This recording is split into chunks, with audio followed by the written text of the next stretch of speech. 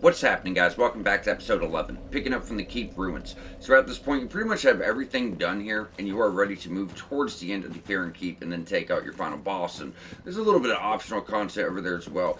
However, before you do, there is one important thing to go over. To actually get your platinum, you're going to need all of your gestures. Now, there is an invasion event that is right over at that other tower, the one straight across from here. Now, to do this invasion, you're going to need to go to Rosaria, join her covenant, come back, do this invasion. Then there will be a summon sign at this tower. You use it, you get a gesture needed for your platinum trophy. However, if you do that, you're going to be locked out of Ciri's questline. This leads to other gestures, so you're still going to be missing gestures towards your trophy. It leads to armor, it leads to multiple weapons, it leads to rings, and it leads to a whole another covenant.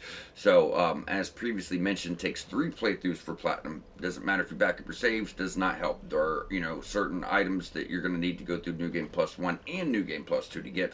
So this is something that you're going to want to do, in New Game Plus. However, this information still needs to be covered so you guys know about it, as it is extraordinarily obscure. I mean, it's crazy, the type of shit they just hide. Because who would know to go join that covenant and then do an invasion to get a summon sign for a gesture, right? So, as mentioned, this is New Game Plus for sure, but it needs to be done. So all we're going to be doing before we head out is just showing you guys where the invasion occurs. So if you can get a backstab on this guy, you should be able to put him down before he, gives you any shit whatsoever. Alright, and there's your invasion. Now, what sucks about this is, for one, where we are right now, we're fat rolling. For two, if you go ahead, you have all the basilisks that are trying to curse you. This is not an area you want to fight in. So I'm hoping the invader will follow us over. If not, we might be able to get past them all. Let's see. Because typically she goes up by that tower.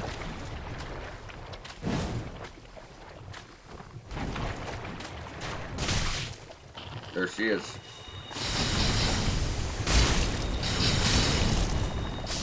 Alright, so she'll follow us. This is, what we're going to want.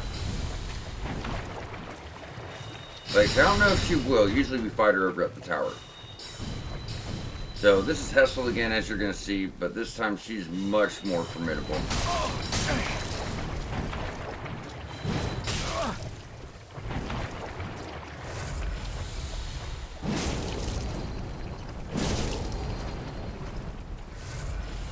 Try to knock her down. As she gets up, we're doing another charge heavy, hitting her again. And there you go. So it's not that bad. It's not that bad. So for this gesture, as mentioned, you are going to have to go join that covenant first. So Rosaria's, you're going to go join Rosaria's covenant. You would end up doing that. And then you're going to go to the tower right under, where we started this episode. And then that would be a summon sign, which gives you the gesture. So now it's caught up and ready to go, but people do need to know about this, as it is important. So once you, join that covenant, do the invasion right here, this tower, it's going to have a summon sign. And it's not just about joining the covenant. We've done that. You have to actually strengthen your bond with that covenant, right? Start turning in those quest items. But either way, now that that's covered, that's going to be New Game Plus. Now we can actually move forward. So as soon as we go up here, I like to go to the left side first. So if you go up here, you're going to be facing some familiar and annoying enemies. This is your guys right here from your Crucifix Woods. Thank you.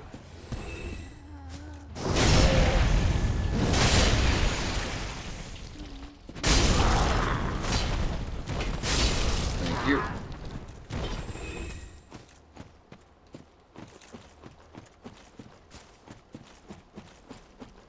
Now, as soon as you get up here, this is where things get tricky, because you have 2 Wraiths. These guys are absolute nightmare. Then you have a bunch of the beasts we've been fighting. But honestly, as soon as you get uphill, you're going to go to the right, get your bonfire just in case. And there's also some other stuff over here. In fact, some of the best items of this whole area are right here in this stretch.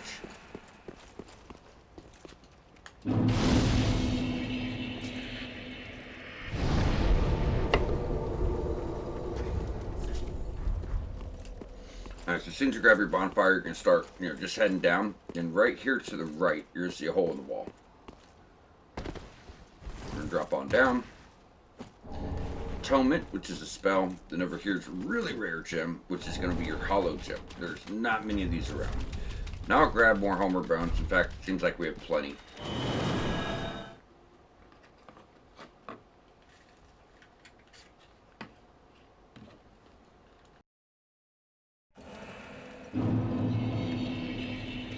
Make sure we didn't get turned around. Yep. Alright, so jumping back to the most recent bonfire, we can now, continue the path here. Take him.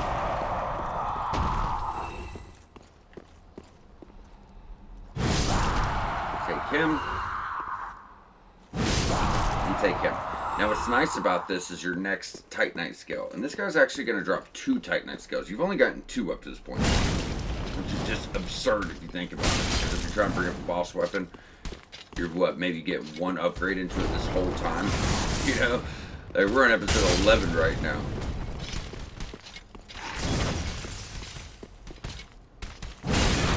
There's what we're looking for. Hurry, hurry, hurry. He's not going to stay staggered for long. And there you go. 2 Titanite skills, and over here on the right is going to be a spell. So that's great magic weapon. Similar to magic weapon where it lets you buff your weapon, but it just does, more damage while it's buffed. Now, if we proceed, this guy will usually come through. And we don't need to do this because we've already cleared this area earlier. But we were talking about being able to farm the night over here. So you have a bonfire really close by right now. And remember what I said, this guy's got like the best shield, armor, and weapon in the game. Maybe not the best, it's one of the best, right? So it's really, really, really worth your time. Yep, his damage output is pretty intense.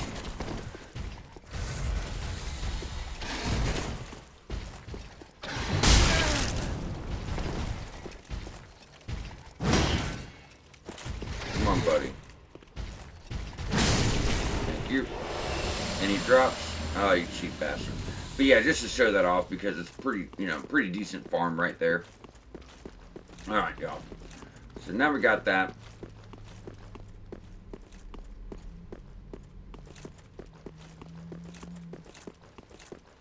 We're going to go back up and rest. Now, from this point forward, you're pretty much at the boss. You're going to have to clear a courtyard, and then you'll get into the fight. So what we're going to do is we'll go over the fight, but we're going to clear a courtyard first.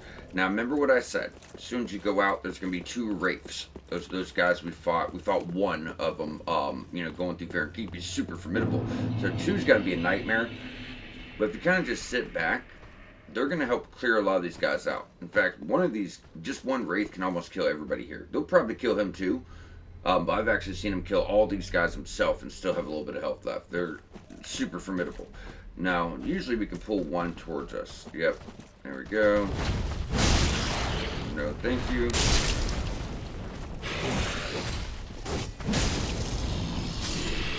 Now, they got decent drops sometimes. Multiplayer, invasion items. They could drop upgrades. They could drop some of your Covenant items you're going to need. Weapons. They have a really unique sword that I like quite a bit. Where are you? There he is. Oh yeah, he's poison, bro.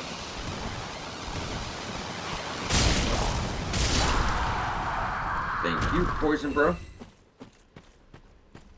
And then it's the next hill. Okay. So you're here and get your ember. We're just staying on the right.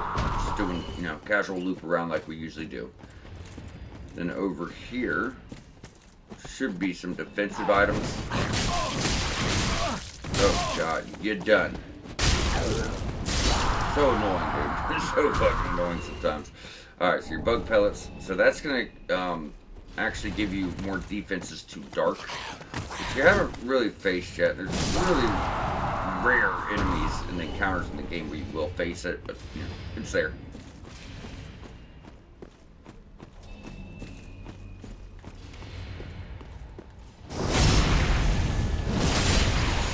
Now we're just cleaning up. That's the way I like to do it, come out, stand that far right. By the time you come on down, there's hardly anyone left. Not to mention, kind of puts you behind everybody, too. I keep doing that to poison, bro.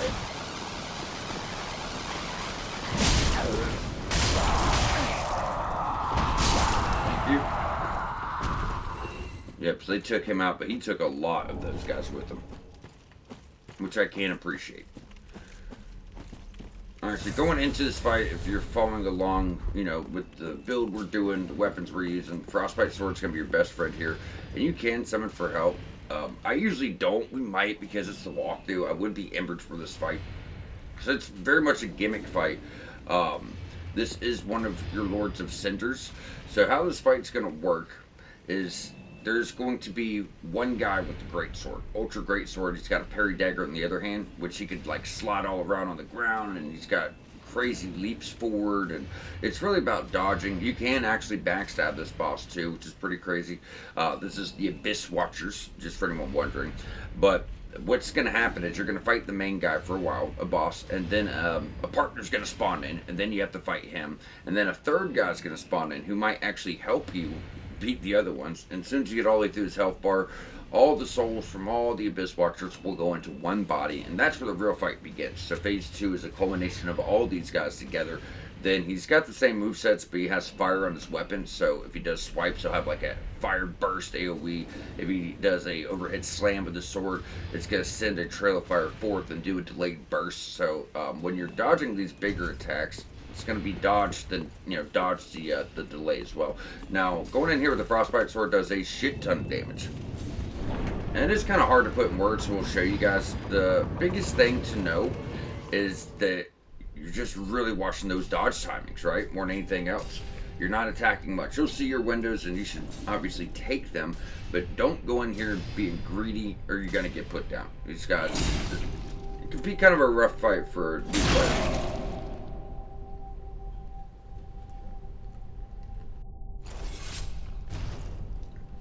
So what I took from it, and I don't know the most about Dark Souls lore, but what I took from it is these guys are like cursed to fight and kill each other for all eternity.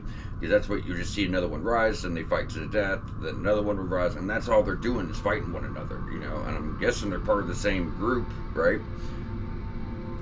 But that's what I got from it. That is a really cool and interesting fight. So like I say, he's got slide across the ground, a lot of wide swipes. Now, I do like his summons here, and don't feel bad about using one. It just evens the playing field. Now, some moves will bounce off of your shield, but not all. So you can just use that to your advantage. And just, you know, play it like that. You gotta have the stamina, of course. His combos will stay on you. I'm guessing because we actually used the summon, his second guy came in quick. So when this guy spawns in, the weaker guy, I'll just get him out of the way first. Now this guy can help you, but he's just attacking everybody, you know, whether it be you or, you know, his friend, it doesn't matter. He's just coming after everybody. Let's deal with these guys. Our summon's really just a distraction. I don't care about the damage he's doing or not doing. Like I said, you can backstab the boss. As he gets up, hopefully we just wail into him. If we get that frostbite off, yep. Now if you get him close, you might just finish him off. Don't worry about that other guy. Now that's it. Now as mentioned, all their souls will go into one body. The same moveset, only one guy, but a lot of fire, delayed AoE bursts.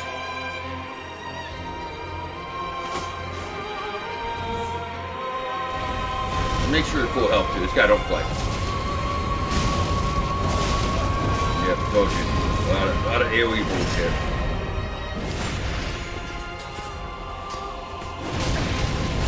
Oh, I told you.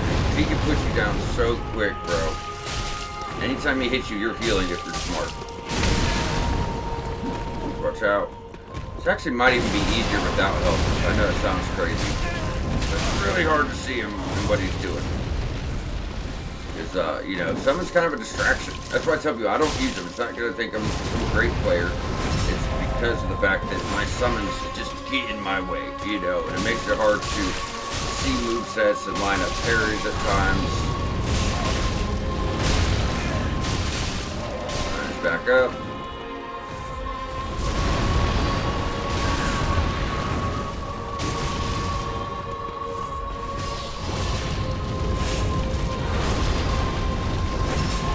But for the walkthrough, summon makes things easier. You know, that's what we do in walkthroughs, try to make things easy as we possibly can for everybody.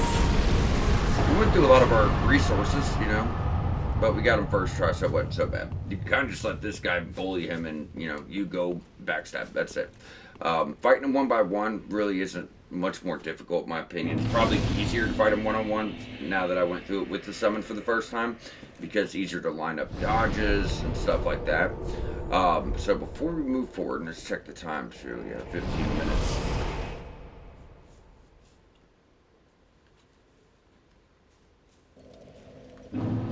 We're gonna go ahead and get some levels.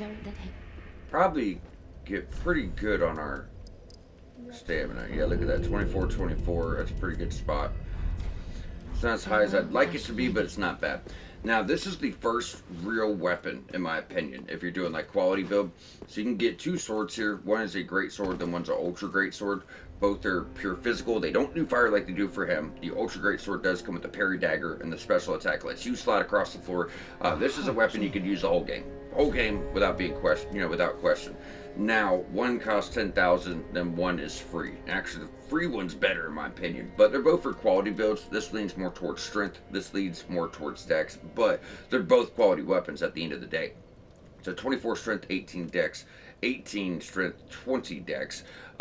So, like I said, no fire or anything crazy like that, just a nice great sword, and that's a very nice colossal great sword, one of the better weapons in the game, something that you can use the entirety of the game, no question. It will carry you, it will carry you. Then with that, I do believe we have ashes to turn into her. Tell her where you found them.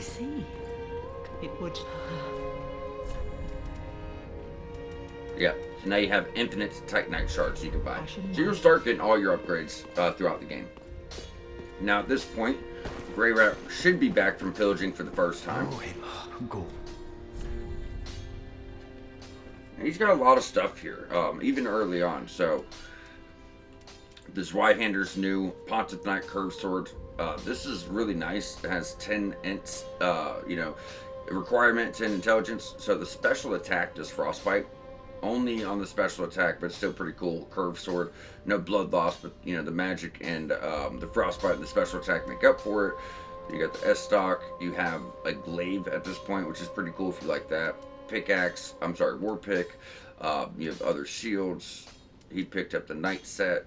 He picked up the thief set, which was not here before. More ammo types, but yeah, it's always worth going through and checking. Next time he goes somewhere, that's what we're looking for. That's when stuff gets really nice. Good exhaustive dialogue. And we have went over Yuria. I am curious if we can pick up another spell to get it crossed off the list, though. Yeah, we can, so we'll go ahead and get that gone. So we have 3 more to get. Now, later game, it'll be easier to farm up. Like I said, we have to get all these spells free platinum. Every single spell from every single NPC. When we get to like mid-game areas and enemies are worth like 1,000 a pop, it's going to be much easier to do this. But we will go ahead and turn in everything. If you guys want to start doing it now, it's easier to do it as you go. It's much easier to do this as you go. Otherwise, you're just bombarded with a lot of stuff you got to get. And, look at that. 6,000, 2,000, 30,000. Like, a lot of these are really expensive. But he's got a lot of good stuff. Now, this is more utility spells with the golden scroll. So, like this right here, right here, repairs your weapons and armor. So if your durability goes down, you don't need repair powder. You don't need to come to the blacksmith. You just repair it right there. Then Arena, like I said, we don't want to touch Arena's quest because that one is very finicky and you could possibly mess up if you don't know what you're doing. We're going to cover it, just not yet. Aside from that, Ciri is not here yet. Yet we'll talk to Egon. I just dropped it. So that is Arena's protector. He's just checking in on her. And Ciri's not here yet, but she will be. Do make sure you exhaust Horus and Henri's dialogue if they're up there behind Ludlith. You should be good to go. Alright, so with all that caught up, guys, we're going to be jumping back to the Abyss Watchers. Then we're also at 20 minutes, so we'll go ahead and wrap up. I was going to start pushing into the next zone. We had to cut last episode short, as I said. I had to close out because I had stuff going on here at the house. So this should have all been put in last episode. But I think it's going to be better just to start fresh. So we're not rushing things because the next area can be a doozy. And there's a lot of items that you can easily miss, right? So with that, I'd rather be able to take our time and get it right. So either way, we will be wrapping up here, picking up from the Abyss Watchers next episode.